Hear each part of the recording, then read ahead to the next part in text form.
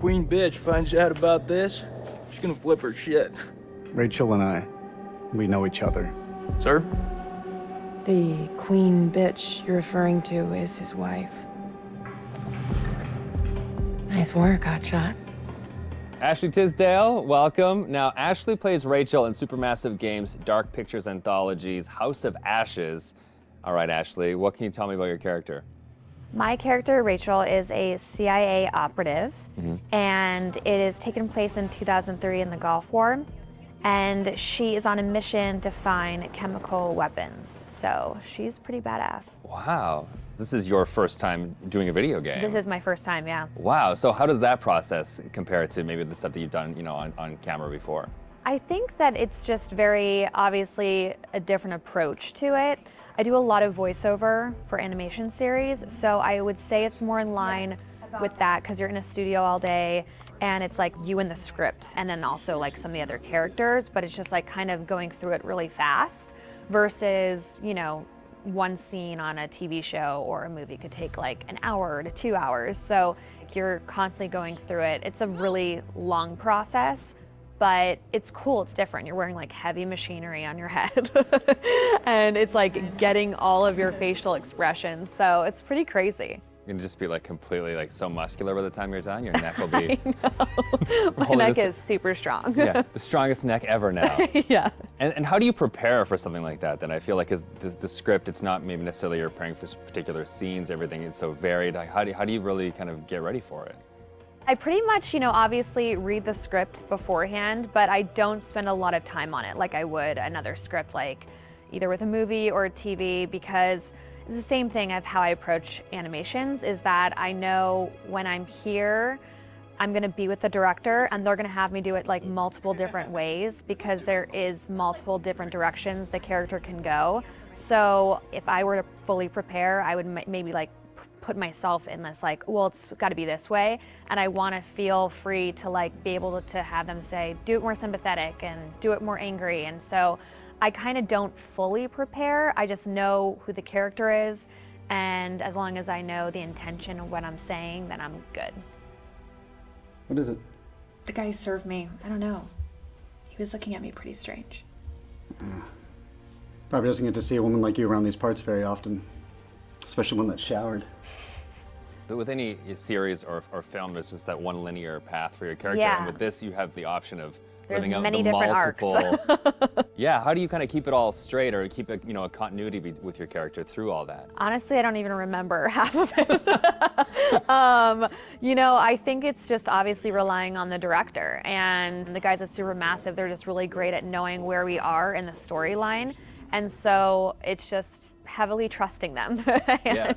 And then, just kind of knowing, that it's just gonna go. I can't, there's just so many different areas that it can go. And I could die in one of the things, and I could become a vampire. I can like live. It's just like, it's so crazy how opposite.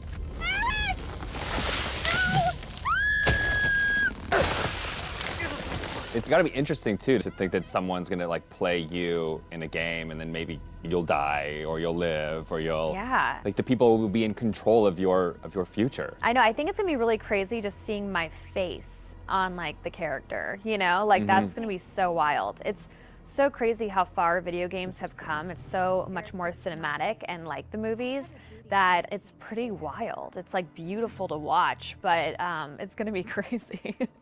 Now, I guess we have a couple rapid fire questions that I'd like to hit you with as well. Okay, ready for this? Okay, so bitten by a vampire or buried alive? Oof. Yeah, bitten by a vampire. Oh, really? Well, then you get to live forever, so, That is true. Okay, I never thought of that element of it. Things that you've shot so far, do you have a favorite scene? I think my favorite scene would have to be probably early on between Rachel and her husband. It's a flashback and it's them in the car, and it's a moment in time that kind of changes everything. And what I love about it is that it really shows who Rachel was and how it changed her to become who she is today. There's just so much happening in the game that it's just like a moment where it's just like really kind of stripped down and one-on-one, and I think it's a really beautiful scene. What is it?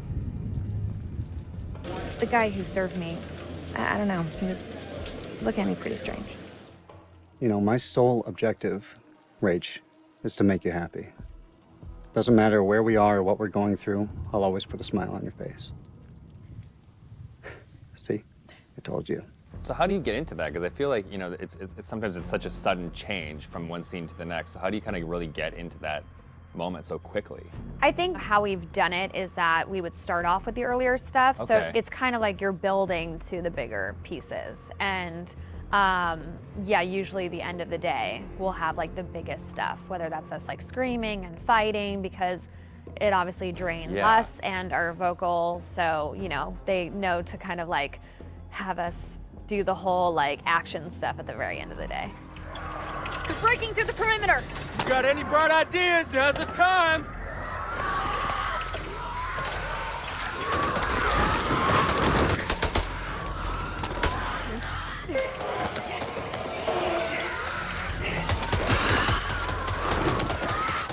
Really odd of being like, okay, now we're gonna be sweet, and now we're gonna be screaming. It's and then hard you're to gonna be go dying, backwards, and then you're gonna be back alive again, and this is a touching moment, and you're gonna die. Yeah, and the first time it's gonna be like a strange experience, kind of going off on your own and acting out that kind of separate. Yeah, it's definitely a very interesting process to watch, and it's different from anything I've ever done.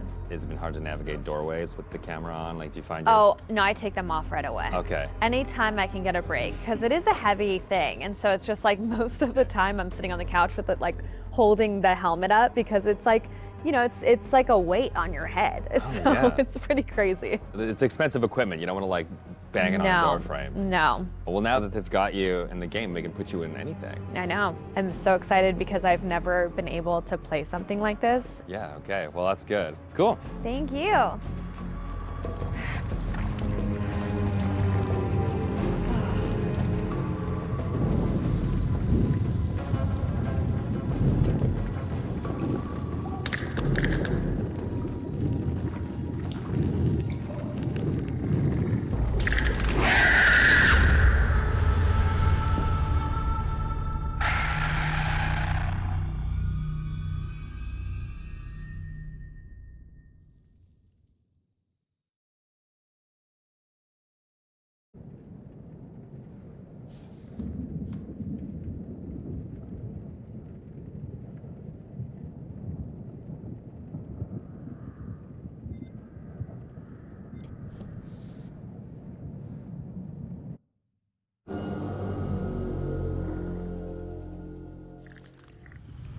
The creature has powerful claws and fangs formed from hardened, unidentifiable tissue. Two of the incisors appear grossly malformed and discolored. Blood is like nothing I've seen. We always like to base our stories in some sort of real-world truth, a piece of folklore or a piece of mythology. With vampires, obviously, there's so much to choose from cultures all the way around the world. So rather than pick one particular legend, we thought it would be fun to create a monster that ties all of those legends together in some way. So we had an idea for a creature that lives underneath the ground and emerges every few years. Our vampire is actually an alien parasite. It invades a host body. The creatures that you see in House of Ashes, the winged demonic creatures, were actually once an intelligent race of cosmic nomads traveling through the stars on this big generation ship. They somehow picked up this alien parasite and it ravaged through their crew, and their ship went out of control and crash landed into prehistoric Earth, where it was buried under the ground in what is now the Zagros Mountains.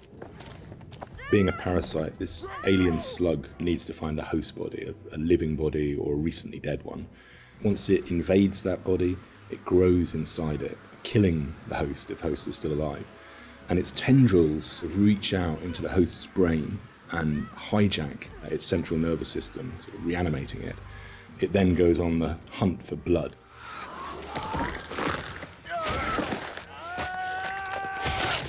It feeds on the adrenaline in blood. So in order to get the adrenaline pumping, it needs to terrify its prey. So it shrieks at them and drags the kill out until the blood is really, really pumping, and then it strikes. You keep lookout. Fuck! Lookout for what? We wanted to show the viewer different forms of the creature and make them think that initially it's a demon, then they think that it's a vampire, and then finally the revelation that it's an alien. So just to explain where the parasites have come to infect some of our game characters, this shows a game character who's going through different stages, is infected, starts to affect the character, and there's a final look from that where the fangs are coming through the skull. So that's one of the developments of how our classic vampire is actually a host. Another example of that is an Akkadian warrior who's been taken over by the parasite, and again the fangs have come through, the vines are poking through the head. This human is now being taken over, his skin is dying, the parasite is trying to grow within. But we progress that into looking at the design on the alien demon, I call it. This had to have very unique elements that came through from the head design. So we've got a very animalistic head here, but also we've got the fangs. These fangs are coming from the parasite that's within, so the fangs are coming through. It's almost deforming the shape of the host. Oh, shit. The fuck happened to your teeth, buddy? We refined that further to what is our final head, where the ear is part of the skull and it flexes open. A bit like a frill lizard, where the frill of the canopy comes out, our head is actually moving apart. And we've got illustrations that show that, where the head is dormant and is concealed, but then as it hears and wants to resonate, the skull expands open. And that then allows the creature to hear and pick up on anything within the environment. What With characters, it's always good to base at least some of it on anatomy that we recognise, and that provides a foundation for the vampire. It's bipedal and human in its structure, but we've just changed things, tweaked them, made them a bit more alien. So, for example, the ribs joined together at the sternum to form a rib cage, but we've expanded it out quite a lot, and some of the ribs are fused together to make bony plates. It's just to suggest that it's had a very different evolution from a human. We tried a version with human-style legs, but in the end, we went for a dog-type leg. It just made it more creature-like and more threatening. And we added bird-like talons on the toes, just to give it some natural weapons and make it into a predator. We didn't want to focus too much on bat reference, because we were trying to steer away a bit from the classic bat-like vampire. We did go for 2 sets of bat-like wings. One of the shots in the game is of the vampire jumping down from above, backlit with its wings out in an attack pose. And when we saw that pose, we decided to add an extra set of wings attached at the hip joint. It just really helped that silhouette. The environment is very interesting because they can use not just the floor, they can fly as well. They can walk on the walls, but they've got claws. So imagine something really interesting in a cave where you've got creatures coming towards you, from every angle. I think that visually is something impactful and very interesting to look at, and scary. One of the interesting parts is the finding of those nuances and details that really bring the character to life. How does it move? How does it behave and act? We had motion capture, and then we had the more traditional computer animation keyframing. On the motion capture side, there were a variety of different setups that we tested. We had arm extensions, and then we had various different leg stilts that our creature actor used. But what was apparent when filming this was that it really limited his movement. So in the end, we decided not to use any of that, and he just performed himself. Basically, this gave him the freedom to really express that physicality in acting and gesture. They react to sound like bats. They hear you. They hunt you. The vampires have these head plates, these bony kind of gristly structures on their heads that click and vibrate, kind of like a bat's echolocation. They're used to survey environments and to locate prey. We went through a lot of different iterations, and we tried a lot of different things. Like I think I sampled keyboards and mouse clicks, and then used a scooter fender and a wet trainer. And it made this organic, clicky, squeaky sound. And then I had a friend of mine in the States take a taser to a bunch of meat and a bunch of organic material, and it came out a lot more aggressive. It just sounded meaner. I got something for you! And then the biggest thing that we had was this little tiny drum and a rod with fishing line in between it. So when you twisted a rod, it made this clicking and popping sound. So that ended up being one of the main tonal layers for it. But none of them quite fit right. But once we put them all together, and like layered them all together on top of each other. Then it started to actually work as a holistic, organic thing. Something entirely new to House of Ashes, which is a classic horror movie trope, is the vampire point of view shots, which we use a very wide lens and we use some perspective distortion on those shots, which helps sell the power and hunger of the vampires as they're chasing the soldiers, and it helps make the soldiers feel very small and very weak. And doing so, it also helps us as the player realise that these vampires are inhuman, and that when we're watching what they're doing, they're bouncing off of walls and they're climbing on the ceilings and flying. At any time in the game, the players could be running through an endless maze of tunnels, and we use very tight shots on these with a lot of handheld, a lot of tilt again, to emphasise this claustrophobicness and this tension and not being able to see what's chasing them. And it's in complete contrast then to later on in the game where we see these grand environments that they uncover, which could be a temple, a city, or things like that, that we have these wide shots that really sit still and just let the player soak in that environment.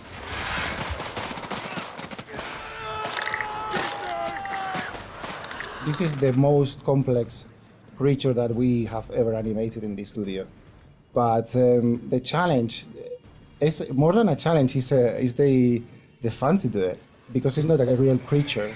You can push it in a way that you can use your imagination to make it more interesting. We're facing an enemy we know zero about. An enemy of unknown size on their home turf. Sucks to be us.